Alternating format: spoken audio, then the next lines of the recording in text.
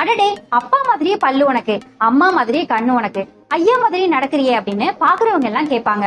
கண்ணை மூடி திறக்கிறதுக்குள்ள விஞ்ஞானத்தோட வளர்ச்சி எங்கேயோ நிக்குது. இப்போலாம் பிறக்கிற குழந்தைய கூட நம்ம விருப்பத்துக்கு ஏத்த மாதிரி மாத்திக்கலாம். பெற்றோரோட உருவத்தில இருந்து குணம் வரைக்கும் குழந்தைக்கு எடுத்து செல்றதே மரபணுதான். இவ்வளவு ஏன், ஆண்டுக்கு ஒரு முறை விளைவிக்கிற நெற்பயிரையே 6 மாசத்துல விளைவிக்க முடியும். அது மட்டும் இல்லாம 1 ஏக்கர்ல விளையிற பயிரை அரை ஏக்கர்ல விளைவிக்க முடியும். இதெல்லாம் மரபணு மாற்றம் தான் காரணம். உறுப்பு மாற்ற அறுவை சிகிச்சை, ஸ்டெம் செல், குளோனிங், இந்த தொழில்நுட்பத்தோட வளர்ச்சியில ஜீன் எடிட்டிங் அப்படின்னு ஒண்ணு இருக்கு. அது என்ன ஜீன் எடிட்டிங்? நம்ம உடம்புல எக்கச்சக்கமான செல் இருக்கு. ஒவ்வொரு செல்லோட உட்கருவிலையும் 23 ஜோடி குரோமோசோம் அப்படின்னு 46 குரோமோசோம் இருக்கு. ஒவ்வொரு குரோமோசோம்லயும் ஆயிரக்கணக்கான மரபணு இருக்கு. இந்த மரபணு மாற்றம் தான் உடல் அமைப்பு, பண்பு, இந்த மாதிரியான மாற்றத்துக்கு காரணம். மரபணுவோட ஒரு பகுதியை வெட்டுறதுக்கும் அதை வேறொரு மரபணுவோட சேர்க்கறதையும் தான் இந்த ஜீன் எடிட்டிங் அப்படின்னு சொல்றோம். அதாவது நல்ல பண்புடைய மரபணுக்கள் எல்லாம் ஒண்ணு சேர்த்து புதிய கருவை உருவாக்கவும், அந்த கருவில இருந்து நம்ம விருப்பத்துக்கு ஏத்த மாதிரி புதிய உயிரியையும் உருவாக்கிக்கலாம்.